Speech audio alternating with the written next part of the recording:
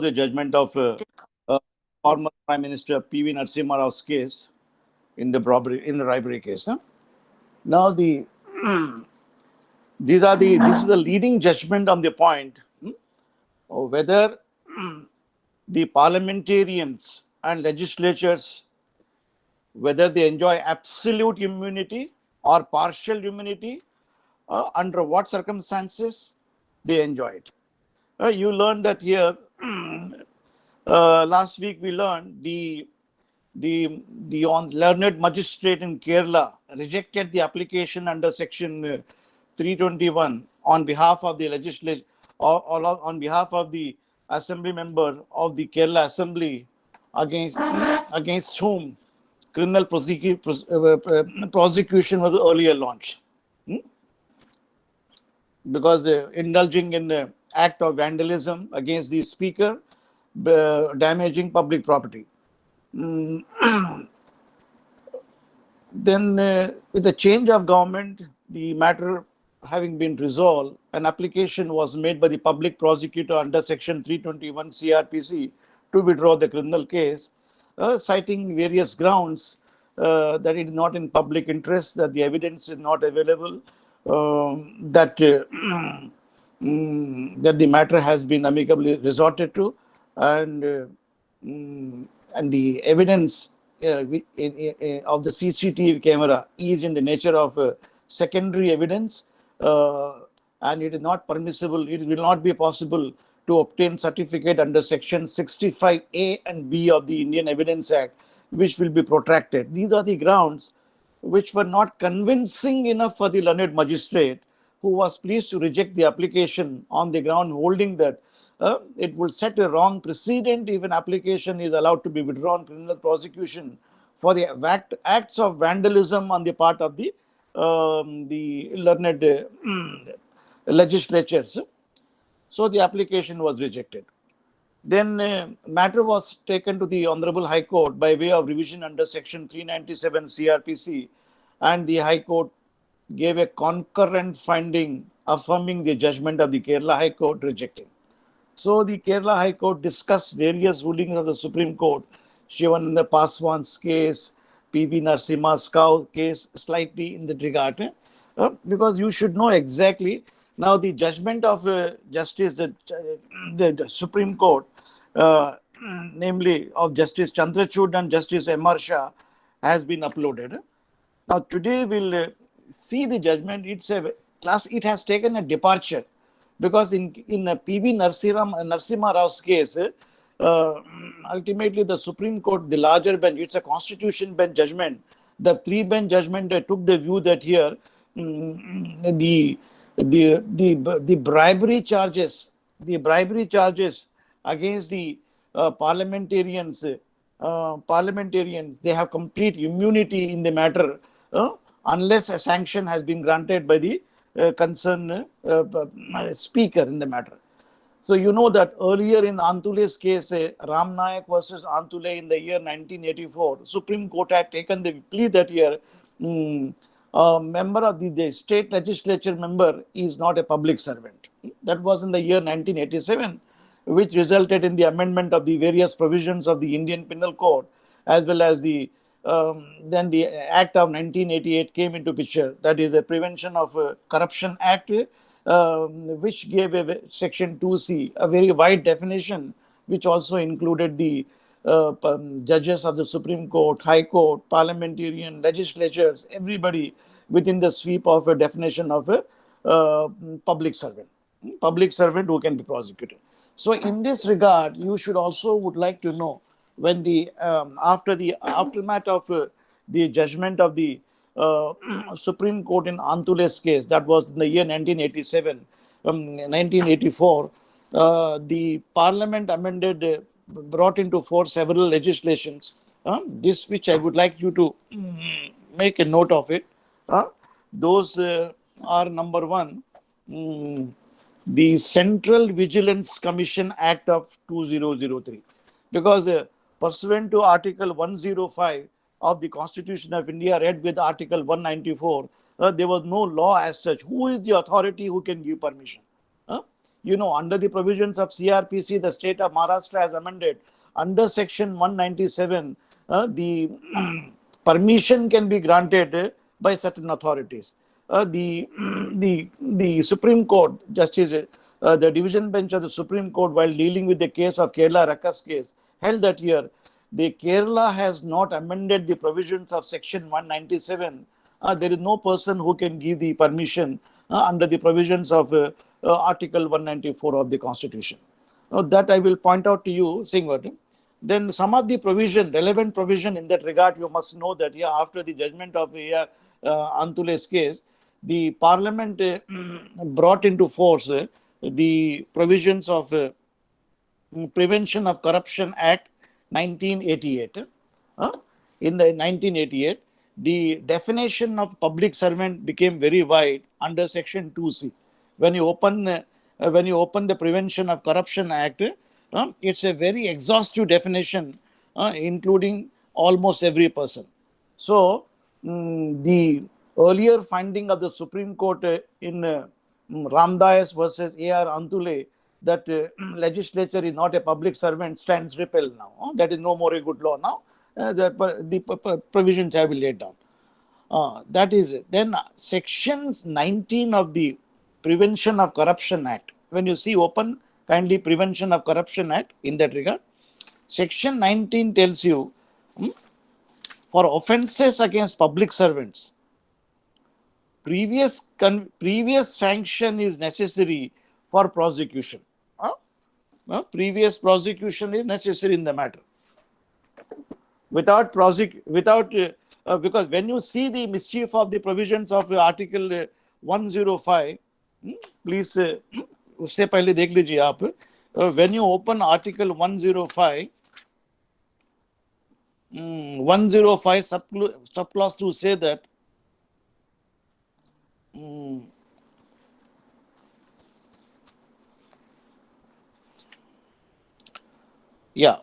powers and privileges of House of the Parliament and the members of the committees. No member of the Parliament shall be liable to any proceedings in any court in respect of anything said or any vote given by him in the Parliament or the committee thereof. No person shall be liable in respect of publication of any publication of any under the authority of the House report power over them. So two types of protections are given here. Number one, in respect of publication, that is freedom of speech under Article 19(1)(a) of the Constitution. Now, please note that here the citizens of India under Article 19(a) of the Constitution have fundamental right, but all of you know that the fundamental right under Article 19(1)(a) are not absolute. They are subject to reasonable restriction under Article 19 subclause 2. But whereas a parliamentarian or legislatures are entitled to fundamental right, which are totally absolute, and they are not covered under Article 19(2). There are no reasonable restriction. Whatever spoken by them in the Parliament, whatever spoken by them in the state legislature, they are immune, provided the two conditions are laid down. Under what circumstances? While they are exercising oath, please note that while they are exercising said anything, while giving their oath in the Parliament or any committee thereof, proceeding in the court proceeding, anything said or oath. It is during the process of oath only. You know that in P.V. Narasimha Rao's case, you all know that here, Narasimha Rao's government was short of 14 member of the Parliament. So a no confidence motion was taken out by CPM members against the Prime Minister Narasimha Rao.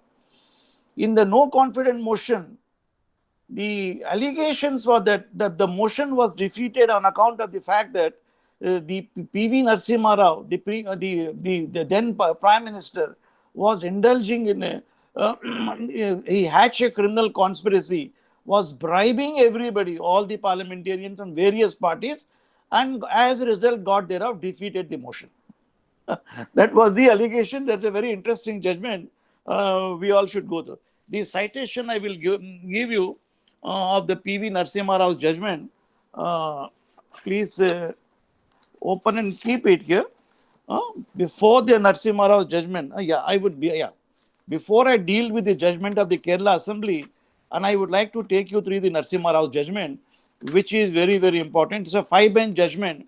When you please open this, that is AIR 1998 Supreme Court, page number 2120. Ashutosh, just खोल लीजिए. It's a judgment given by, it's a constitution bench judgment. It's a landmark judgment. You should know that here.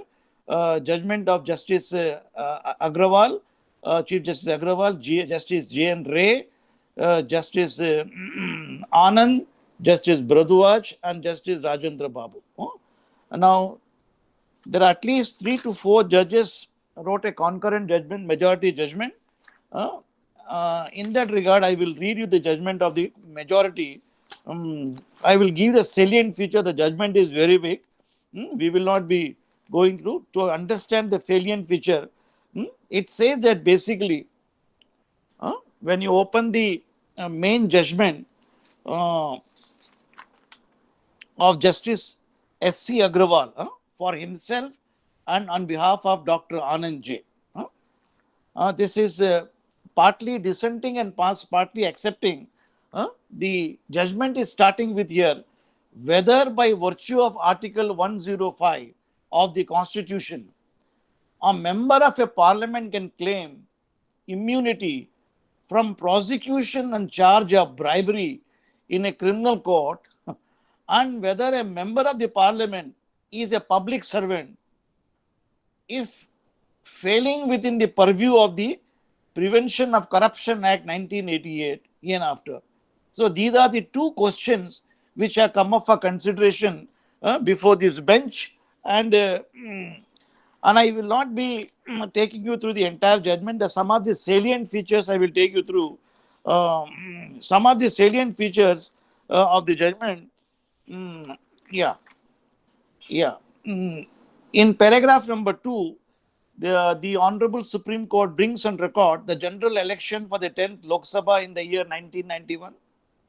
Congress party emerging single largest party and forming government, P.V. Narasimha Rao as the Prime Minister. In the monsoon session, the Lok Sabha in the year 93, no confident motion was moved against the government by Shri Ajay Mukhopadhyay, CPI member.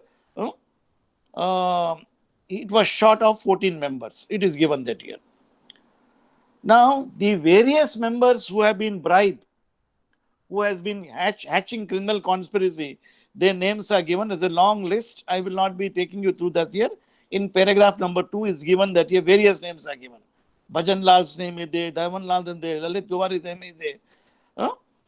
Then a complaint was lodged. What is that here? A complaint was lodged by the CPM member to the Central Bureau of Investigation. You know, the Central Bureau of Investigation is, all of you should know, it is established under the provisions of the, anybody knows? Under the Delhi Special Police Establishment Act 1946. Please note that the Central Bureau, the CBI, what we say, there's under the CRPC, where the police officer investigate a crime pursuant to FIR under section 154, and thereafter investigation under the CRPC, that is power investigation. Whereas that is all each state doing that here. The central government, the union government, has power to investigate independently, because you know that here under the scheme of our constitution, the central government plays a pivotal role.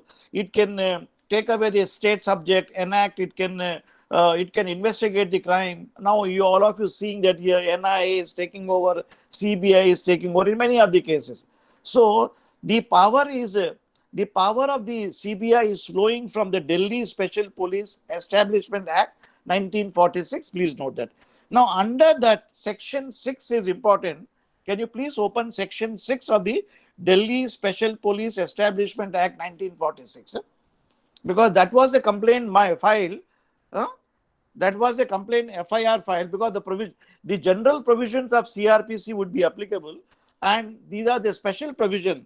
Now, under Section 6 of the establishment, under the of the Delhi Special Police Establishment Act 46, it reads as under: consent of the government, state government, to exercise the power under jurisdiction. Nothing in Section 5 shall be deemed to enable a member of the Delhi Special Police to exercise power, jurisdiction in any area in the state not being the union territory without the consent of the government of the India.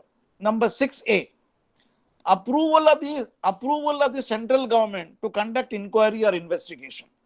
The Delhi Special Police Establishment shall not conduct any inquiry and investigation into the offence alleged to have been committed under the Prevention of Corruption Act, except with the previous approval of the central government, where such allegation relate to 1, 2, 3 circumstances are given here, where employees, officers.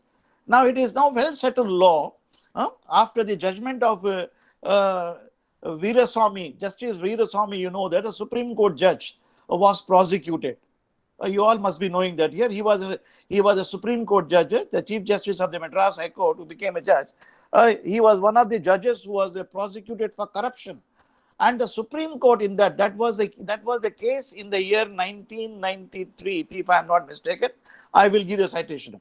In that judgment, the Honorable Supreme Court held the proposition that a Supreme Court and High Court judge is a public servant, and against whom proceedings for bribery can only be commenced with permission under the previous permission. Now, on the time when the act was commenced, there was no provisions of Anti-Corruption Act. The Supreme Court took the view that here, for prosecuting a public servant who is held for guilty of corruption, the provisions of Article 105 are not absolutely, will not give immunity, but permission can be taken from the Speaker for commencing the amendment. Similarly, in the case of a Supreme Court, High Court judge who is involved, एक minute, Ashutosh, you are saying anything? Some messages come from you? Hello? Yes, sorry. Sir, I just asked everyone to mark their attendance. Yeah. Oh, okay. I'm sorry. I thought your message you sent to me. Okay. So the Ramaswamy, that is a judgment of the Honorable Supreme Court in the case of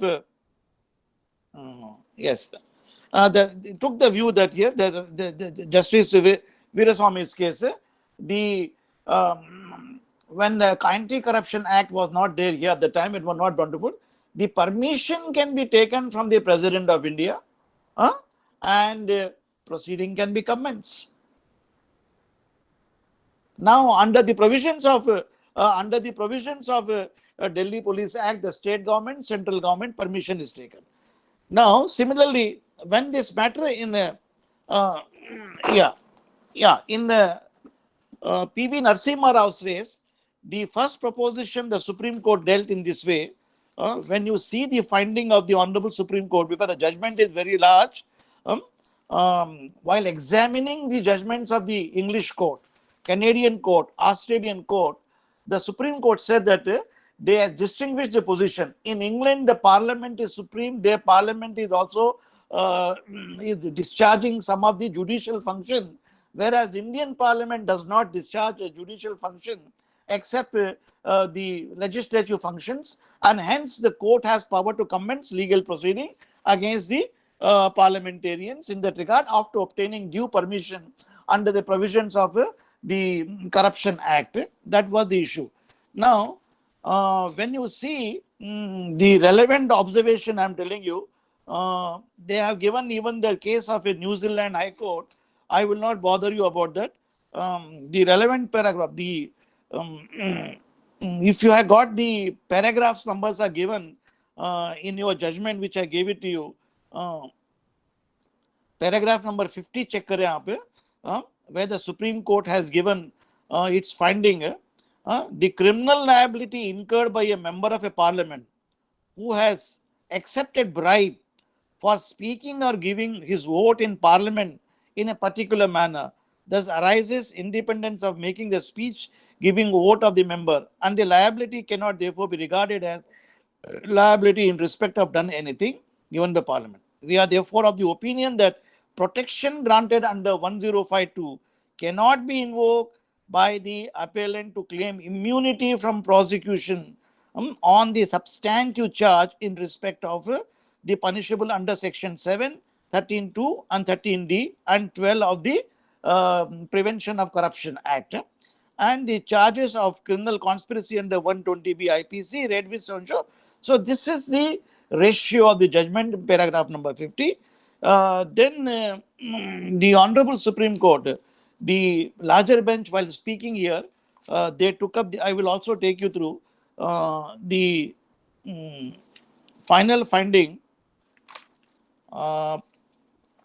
The main arguments were advanced by Senior Advocate Mr. P.P. Rao on behalf of Narasimha Rao, the former the Honorable Prime Minister, and Mr. Thakur on behalf of the other members, and Mr. Sibil on behalf of Bhajan Lal, which they have recorded. In paragraph number 91, the Honorable Supreme Court, the bench has made a reference to the judgment in Veeraswamy's case.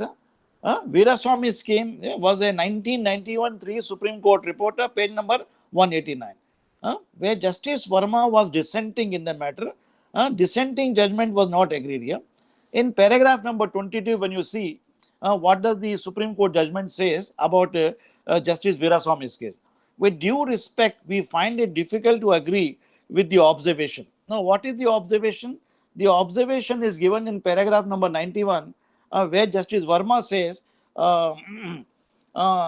it is then urged if found that there is no authority who is competent to remove a member of a parliament to grant sanction for prosecution under 19(1) of the Act, member of the parliament would fall within the purview of the Act because in view of the provisions of 19, sanction is imperative for prosecution offences. In support of this contention, we place following observation of Verma J in Veeraswamy's case. Now, Veeraswamy's case, the observation of Justice Verma are the grant of permission, sanction under 6 being condition precedent for prosecution of a public servant covered with the Act. It must follow that the holder of the office who may be public servant according to the wide definition of the expression in the Act, but whose category for grant of sanction is not envisaged under section 6, is outside the purview of the Act and not intended to be covered by the Act. So this view has not been accepted by the larger bench of Justice Chief Justice Agrawal in P.V. Narasimha's case. In 92, they are holding that here section 19 as regard the permission can also be invoked against the Prime Minister as well as the member of the Parliament. Then and paragraph number 94 में देखेंगे आप, there's again reference to in Veeraswamy's case, this court, while considering the question regarding the applicability of 1947 mean Delhi Establishment Act, the Supreme Court held that the judges of the Supreme Court fall within the purview of the said Act, and the President is the authority competent to grant sanction for the prosecution. So the President of India, being the appointing authority, he can dismiss the judge. He is the person who can grant permission under the Act there. So even the members of Rajya Sabha and Lok Sabha come within the ambit here.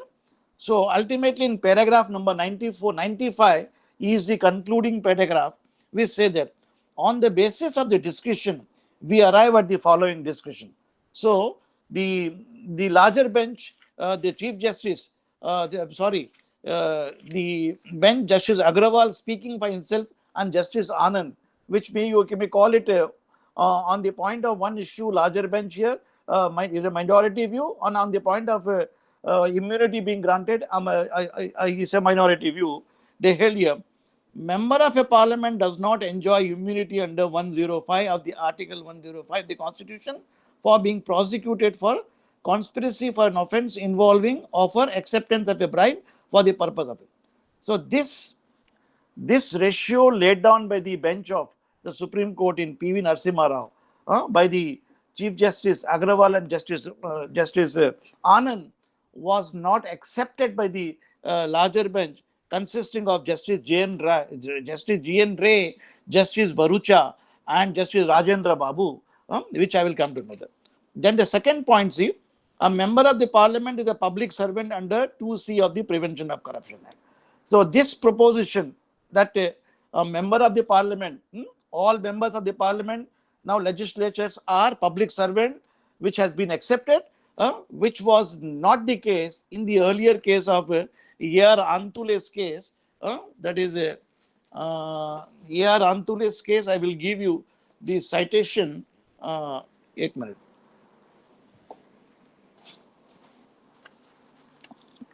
Yeah, please note that AIR 1984 Supreme Court, page number 684, that is R.S. Nayak versus A.R. Antule, who was the former Chief Minister of Maharashtra, who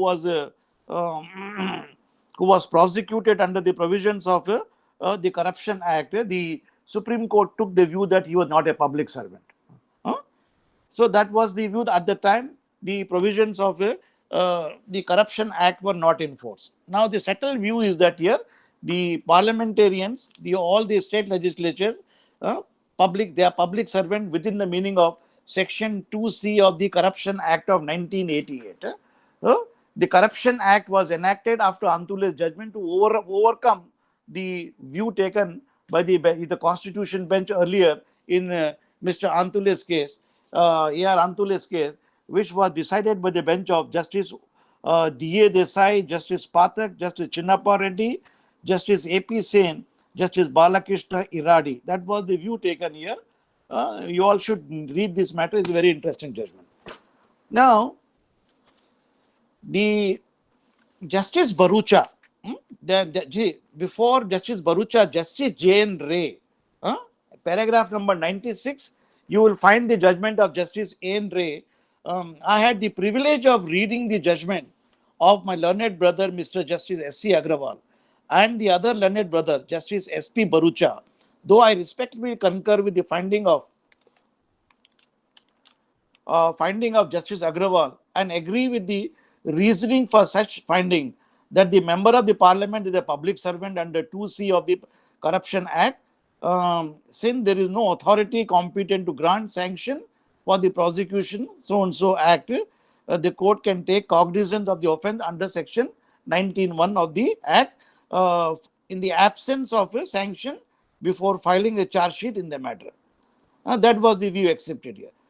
Then the second view, I have not been able to persuade myself, see that, to concur with the reasoning and finding of the judgment of Justice Agrawal that a member of the parliament does not enjoy immunity under Article 105 of the Constitution from the being prosecuted before a criminal court for an offence involving offer of acceptance of a bribe for the purpose of speaking or giving his vote in parliament or in any committee. So that was the view of the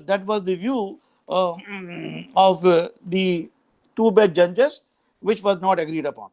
So Justice Barucha for himself and Justice Rajendra Babu, which view was accepted by Justice J.N. Ray, inter alia holds that here that judgment of Justice Barucha begins from paragraph number 99, a very longish judgment, and his lordship has very exhaustively dealt with the facts of the case, which I will not take you through because, so you all know that what happened to the fate of the Prime Minister Narasimha Rao, who was short of 14 members and his ministry was fell down because of that reason. I will take you through the relevant provisions where in paragraph number 106, the bench is discussing the provisions of 105, Article 105. It says that the unrestricted by the exceptional contained in therein. Then paragraph number 107, provisions of Article 105 of article which is the same terms but details of privileges of legislative assembly. So they say that the provisions of their corresponding provisions, Article 105 and 194 of the Constitution of India in the matter of then the lordships have in paragraph number 107, they citing a judgment of S.M. Sharma versus Krishna Sinha, that is AIR 1959 Supreme Court 395, where they have discussed, where the Supreme Court had laid down that the fundamental rights of freedom of the member of the parliamentarians are much more superior in comparison to citizens under Article 19 of the Constitution of India. That I will not take you through much here. Then a reference is made to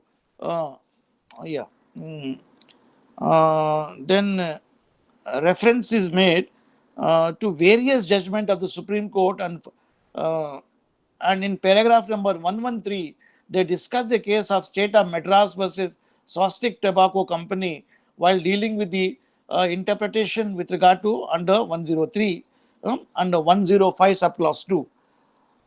Then the submissions of the Attorney General are recorded at paragraph number 115, who was wanting to give a very broad interpretation to section 10, article 1052, to include not to insulate, not to grant protection. See that the Attorney General submitted that the proceedings in the court on the allegation of member of parliament have received a bribe to vote in a particular way was not a proceeding in respect of the vote he had given, and therefore the member did not enjoy immunity from the proceeding under 1052, but the Supreme Court rejects this one.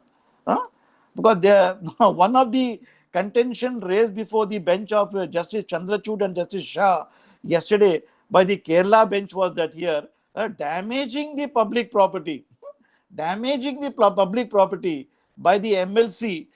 MLC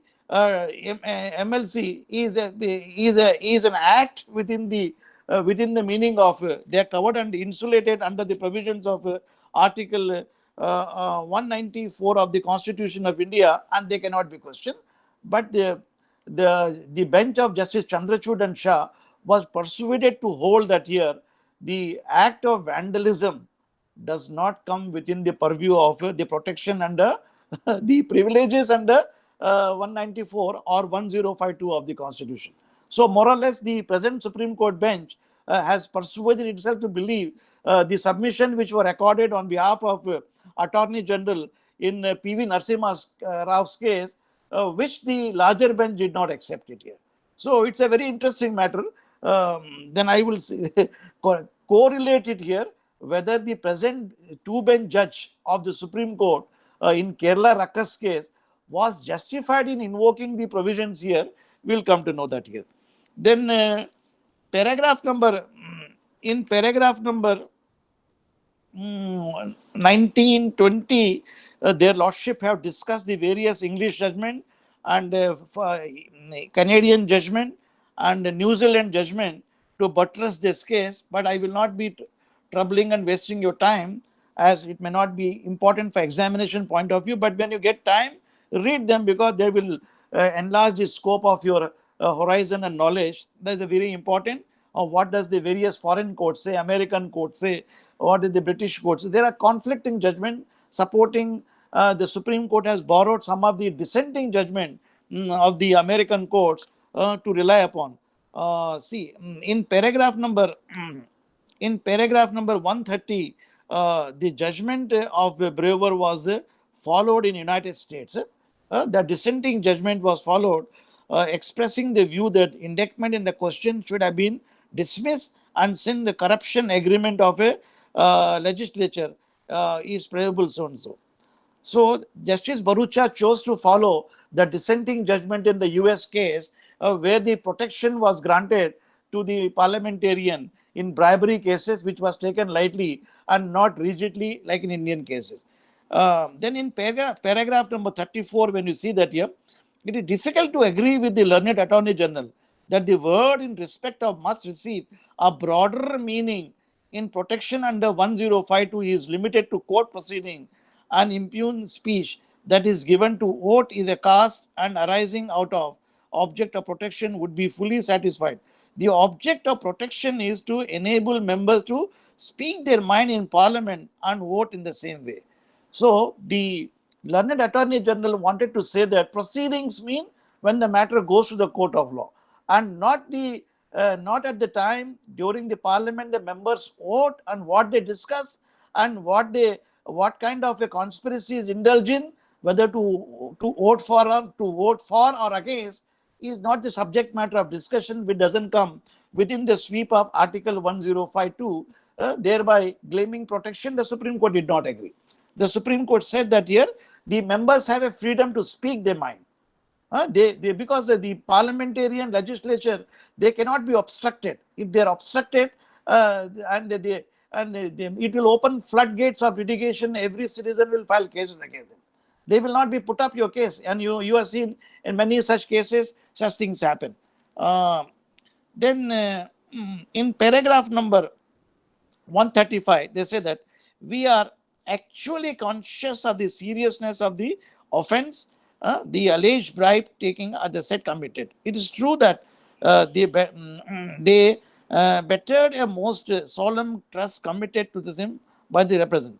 By reason of the liquor that they covered, they enabled the government to survive. Even so, entitled to protest, the Constitution plainly afforded them. Our sense of indignation should not lead us to construe the construction narrowly, imparting the guarantee to effectively parliamentarian. At the same time, the Supreme Court said that here we do not want to hide our indignation that this be a bribery being a serious offense, it should be dealt with. In what cases permission can be given, in what cases permission cannot be given, what the subject matter of discussion by the larger bench, led by Justice Bharucha in the matter. In the conclusion part of the majority view, you will find in paragraph number 141. See, our conclusion is that, it's very interesting that our conclusion is that the alleged bribe taken other than by Ajit Singh have been protection under Article 105 are not answerable in a court of law for the alleged conspiracy and agreement. The charges against him must fail, and Ajit Singh not having cast a vote. So, in order to invoke protection under Article 1052, the parliamentarian must have casted his oath. Now, here Mr. Ajit Singh, who was the parliamentarian, did not cast his vote. Without casting vote, you cannot claim protection. See how beautifully it is a card out. It is not a blanket permission which can be granted. Only those members who participated in voting, they will get the protection. But those members who took the bribe and did not vote, they will not get protection. So they said they are required to be prosecuted. It's a very fine line drawn. Then paragraph number 142. What is the effect of this upon the alleged bribe givers? In the first place, the prosecution against Ajit Singh would prescribe we not having been voted and no confident motion. Therefore, not having protected Article 1052, the charge against the alleged bribe givers of the conspiracy of the agreement Ajit Singh to do an unlawful act would therefore be proceed. So the person who had given bribe also, they cannot say that we should be given. I mean, the person who are offering bribe from behind the table, behind the back, behind the curtain, they may not be parliamentarian. They may be some business houses. They may be some ex-parliamentarian. They must be some person. So these are the person who are not entitled to vote. The Supreme Court says against them the proceeding for the criminal proceedings can go on and permission can be given in that regard. So that is out. Then paragraph number 143, in the middle they say that Mr. Rao submitted that since the reason of the provision of so the alleged bribe taken committed the offense, the bribe having given also committed no offense, does not provide that whatever so on. So in the middle, see, I'm sorry. The member of the parliament shall not be answerable in a court of law for something that has an excess of the speech in the court. If the parliament, if the member of a parliament by his speech or a vote in the parliament committed the offence by reason of Article 1052, immunity from prosecution, therefore, we have to consider whether. So this is the submission made by on behalf of the Prime Minister Rao, which submission the Supreme Court repelled it because in every case blanket immunity cannot be granted. Then paragraph number 146. They had discussed the case of American case, that is the ex parte Watson case.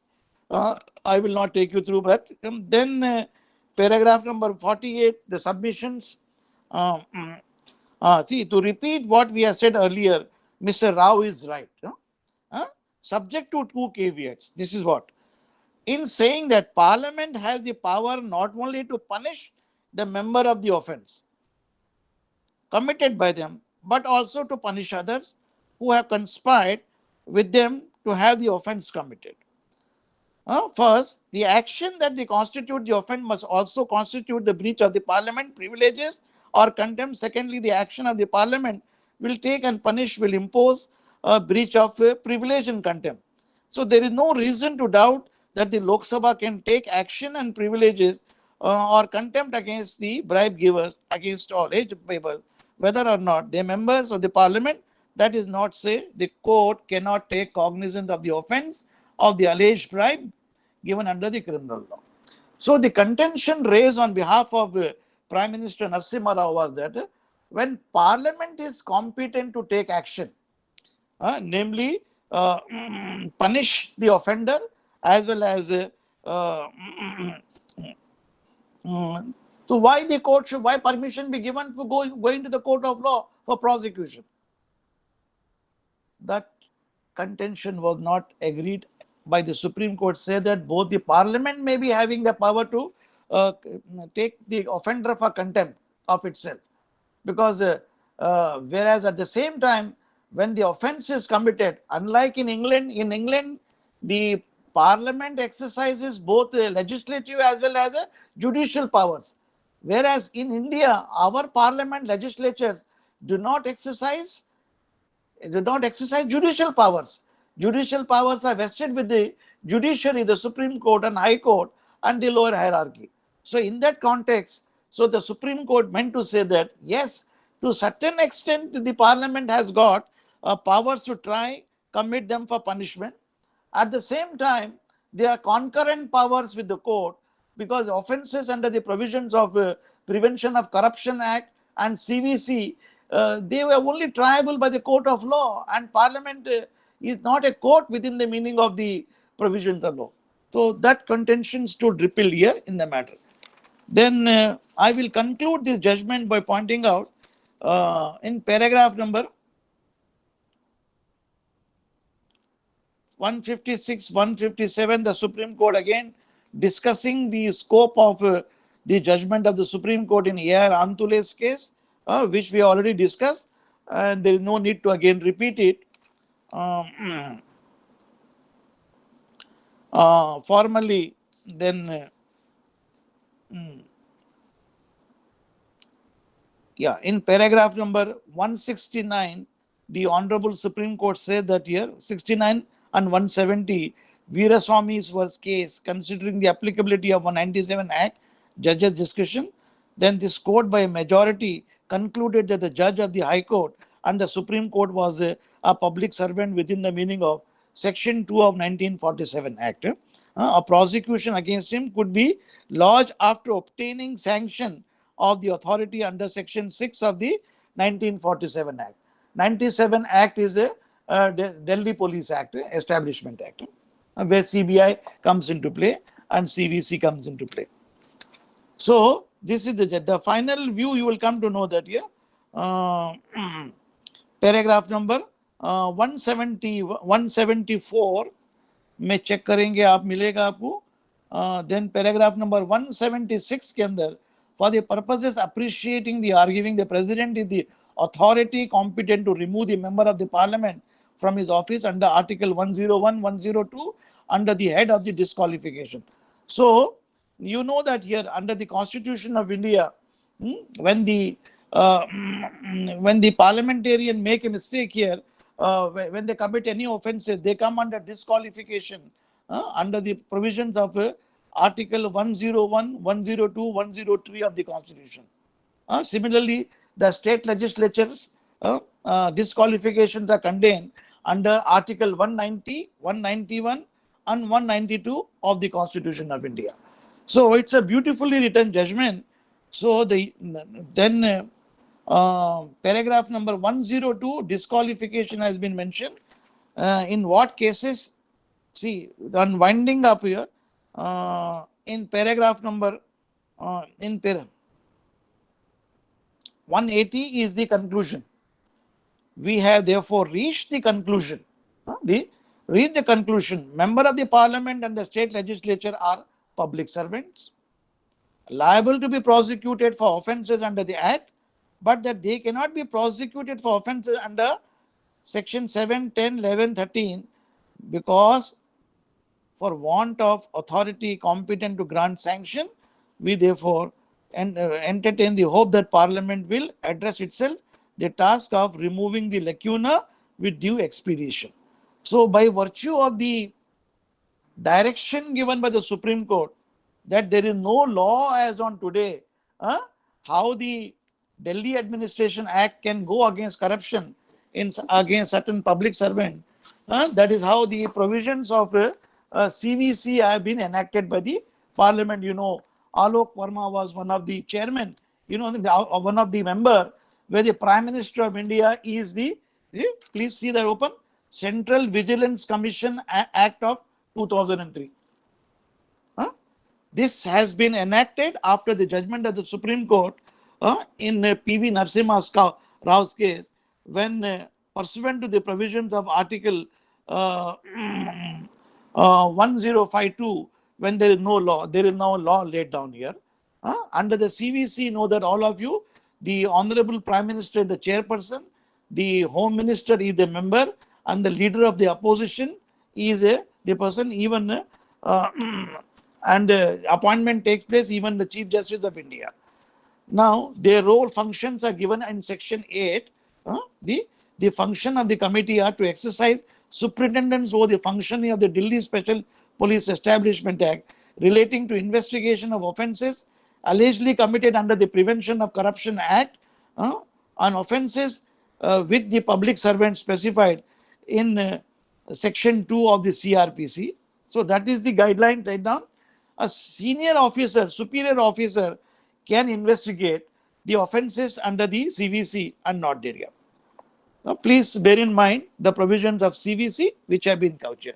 Now, in the final analysis, in paragraph number 188, we now set down the effect upon the accused of the finding. Number 1, we have held that the alleged bribe takeovers who have voted upon the no confidence motion, that is Suraj, Madan, Shibu and Marandi, Shailendra, so and so person, these are the person, they are entitled to immunity because they have voted. If you want to invoke the protection under Article 105, you must have voted. All these people have voted, they got protection under 1052.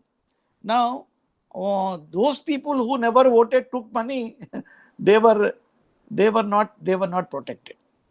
Then 184 check kare, P.V. Narasimha Rao, Satish Sharma, Rajeshwari so and so public servant, being either member of the legislature, when cognizant charge sheet, they are charged with substantive. So against Narasimha Rao and Rajesh Rao, various people, criminal proceedings were, sanction was granted by the court, and Ajit Singh ke khilaf bhi 186 mein diya gaya. So in sum and substance, finally what it here, the member of a parliament are now public servants.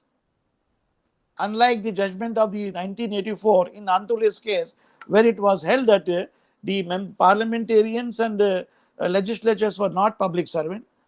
Now they are public servant, and they can claim protection under the provisions of Article 105 and 194, provided they have voted. अगर vote करें हैं तो उनको protection मिलेगा, because that is the business at the time. If they are not voted and taken money and sat down, and they remain outside, and many of them remain neutral.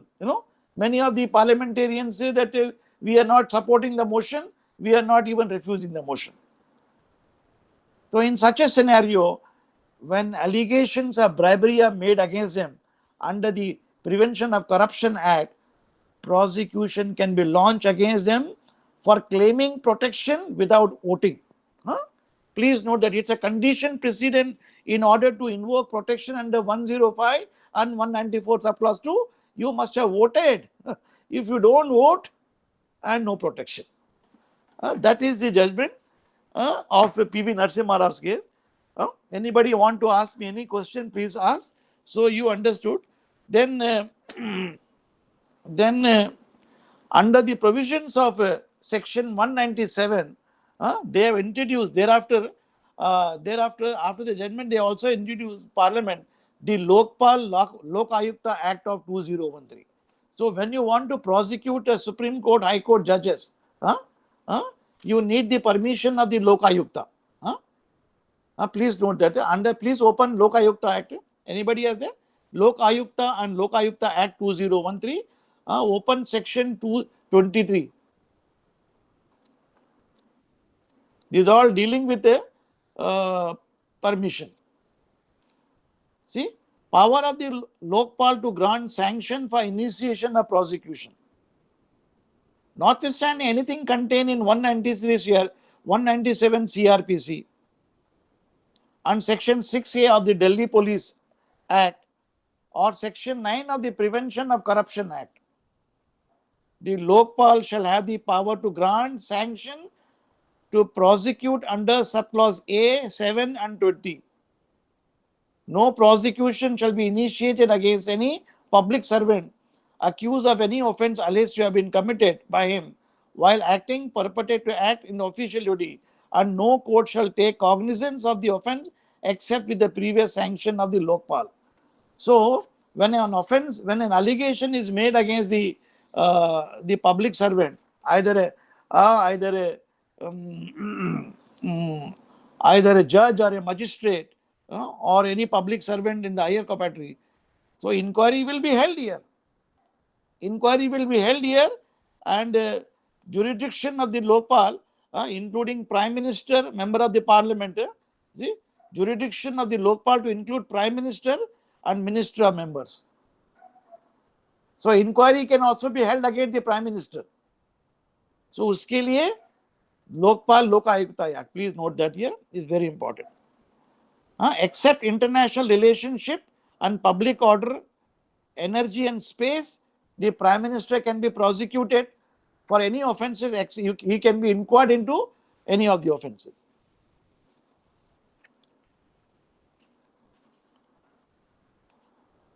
So please remember this. This Lokpal Lok Ayukta Act is very, very important in the matter. Then anybody wants to ask any question? Before I take the judgment of our Supreme Court in Kerala Rakkas case, I will run through you. What is the time now? Sir, it's 7:43 p.m. 7:43. You want me to stop here, take the second lecture? We can take a stop. Yeah, we will take a break because it's also lengthy judgment. I will explain to you with the help of various provisions of CRPC and other CVC Act and other IPC and RES Act. But anybody want to ask me any question in P.V. Narasimha Rao? Meanwhile, can I ask you a question? Yeah, please ask. Sir, I am confused. In the CRPC section 154, it says the police station has the power, the police in charge have power to take a cognizance and write the FIR. But sir, some of the cases we have seen that the CBI and the special body also filed the FIR mentioned in the CRPC. The scope of section 154 is wide and finish with the investigating officer in police in charge only. Yes, yeah, very good question you asked me. It's a question 154 come into play where the state government starts FIR. Because CRPC is a subject where it's a state subject, isn't it? And we have mentioned CRPC can be amended by the central government as well as the state government. Under the scheme of the Constitution of India, please open your 7th schedule of the Constitution. बताता हूँ मैं. Concurrent list open करें, state list open, list 2 open करें. For your question, state list open करें, state list open करें. List 2 के अंदर public order but not including. Then see entry number 2, police including railway subject. समझे ना आप? Yes. To legislate with regard to maintenance of law and order in a state is a state subject. समझे ना आप? So the local police station come into play under section 154. 154, and the CBI comes into play. Please write down the act. Open Delhi Special Police Establishment Act 1946. Open this. Delhi Special Police Establishment Act 1946. Open kare. Now under this, only the central government has power to legislate. Now open again 7th schedule in the central list, in the union list. Open kare. You should know this. Yeah. Open the union list. Entry number 8 पे आ जाइए आप. Union list means the central government can legislate Central Bureau of Intelligence and Investigation. समझ में आ गया? Have you opened? Yes, sir. Yeah. That is Central schedule. government have some power to Yeah. Even schedule 7 के अंदर union list check करो. Powers of the central government under article 246(1) and 250 के अंदर. This is all central government, because in the first year you must have learned this provision. Now you have forgotten. Now you can again recapitulate your memory. Go back to article 246(1) subclause 4, article 250 and article 254. So when you open the union list, entry number 8 check kare, Central Bureau of Investigation. So it coming under whom? The central government. So central government has enacted which law? The CBI के लिए the Delhi Special Police Establishment Act. Now under even the state government can, if the state police is unable to act because they are more trained people, the state government can give permission, can request the central government, we would like the case to be investigated by CBI. Section 6 के अंदर permission लेना पड़ता है. Is that clear? Yes, sir. Yes, sir. आप और कुछ है? Put your doubt पूछो. It's a good doubt you ask me. Sir, one more doubt. In Constitutions of India, article, as you said, article 105, right? Parliamentarians have that rights to publish something. They are not liable for the any Defamation. Also criminal cases cannot be filed if they are voted.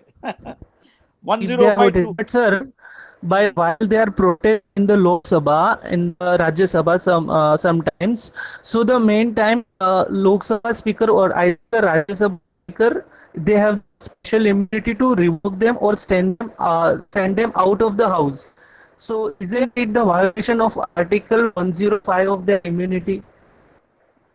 No, that misbehavior के लिए they can take action. No? So because under the provisions of section Article 105 is subject to read Article 10, Article 102, 103 देखो आप. Disqualification of membership check करें. Article 102 and Article 103. Disqualification of membership. Then decision and the question has to disqualification of membership. So the rules of the legislature and the parliament, they have to obey. They cannot be indulging. Only legislature, the speaker can do. Speaker is the boss. Speaker is the Supreme Court for them. So Article 105 cannot be read in isolation. It has to be read in conjunction with 102, 103 of the Constitution And when you are reading Article 194 for the parliament, for the state legislature, you have to read Article 191 and also Article 192. That is the disqualification of the state members of legislature assembly. समझ में आ गया? Yes, sir. So disqualification, they will incur the disqualification if they are going out of the way. That disqualification, court cannot inquire into. Who can do? Speaker will do that. Speaker is the court for them. But parliament and legislature themselves are a court. They can take the breach of contempt of house. You know that, na? Anybody abusing any parliamentarian, speaker को गाली देंगे, they will issue contempt notice against you. Anybody. There are many cases such. When you read, open the Google में जाके मारिए आप, सब मिल जाएगा आपको. So along with the CBI का समझ में आ गया आपको. CBI comes into play in the central list, pursuant to which the 1947 Act is enacted. That is a Delhi Police Act. Then recently with a view to when for inquiring the Prime Minister, other ministers and the judges of the Supreme Court, Central Vigilance Commission 203 is enacted. Please note that. This is also Delhi Police. Under Section 8, the Vigilance Commission functions, they are the one, they exercise power of superintendence. Like the High Court is exercising power of superintendence over lower judiciary, then the Central Vigilance Committee is exercising vigilance power over the Delhi Police. उनका भी boss है कोई. You know that Alok Verma was one of the, he was the boss of Vigilance Committee, and he was the person who was removed when Rafale's का matter में leakage हो गया for whatever reason. Mr. Asthana was removed and all. You know that. आप net पे जाएंगे सब मिल जाएगा इसके अंदर. Central Vigilance Commission of 203, where the appointment of the officers take place under the provisions of Section 3 and 4, Terms and Conditions, Vigilance Commissioner. You know that now? Now recently the Chief Justice, our Chief Justice vetoed, did not agree the name given by the Prime Minister. The Prime Minister suggested the name of Asthana, who was a tainted officer. But they object as they objected they don't have a 6 month or tenure. They have less than exactly. 6 month tenure. Yes, since he had no tenure, Chief Justice Ramanna rightly said it here, and he cannot be appointed because he is retiring shortly. So the objection of the Chief Justice was upheld. The Vigilance Commissioner is appointed as recommended by accepted by the Prime Minister, the Chief Justice and the leader of the opposition. So please go through the provisions of Central Vigilance Committee, very important, where the Honorable Chief Prime Minister is the chairperson, the Honorable Home Minister of Home Affairs is the member, then leader of the opposition, and appointing procedure take place under the eyes of Chief Justice of India, who is the third party. Okay? और कुछ पूछना है? So CRPC is a state law, is a general law, which each and every state the police officer investigate under 154. Whereas under the provisions of Delhi Special Police Act 1946, serious crimes, we also have NIA, isn't it? We have a DA, all these people, these are all specialized team of investigation which is done under the Delhi Special Police Act as well as under the Central Vigilance Commission Act. So where the central government has power under the state, under the union list, that's the difference. You should know that here, because you have learnt in the first year of the Constitution of India, we have under the Constitution 3 lists: central government, central list, state list, and the concurrent list. Only the central government can exclusively legislate in central list, and the state government exclusively legislate under Article 246 in the state list, and in the concurrent list, both the central government and the state government, they legislate both of them. So CRPC is a subject, CPC, CRPC Evidence Act. Central government also can make amendment, state government make amendment, you come under. But whereas CVC and Delhi Administration Act, central government only can make it. That is very clear to you in this respect. और कुछ पूछना है आपको सवाल? So remember the provisions of Article 246, Article 250 and 254 when it comes to union list, power of the central government.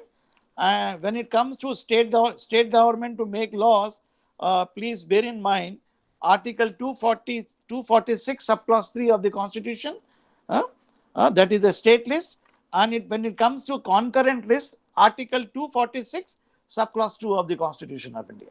So you know that central government has a overriding powers in cases of emergency ho jayega to they will invoke Article 250. They can encroach upon the state list and the concurrent list and legislate. So central government, union government is very powerful.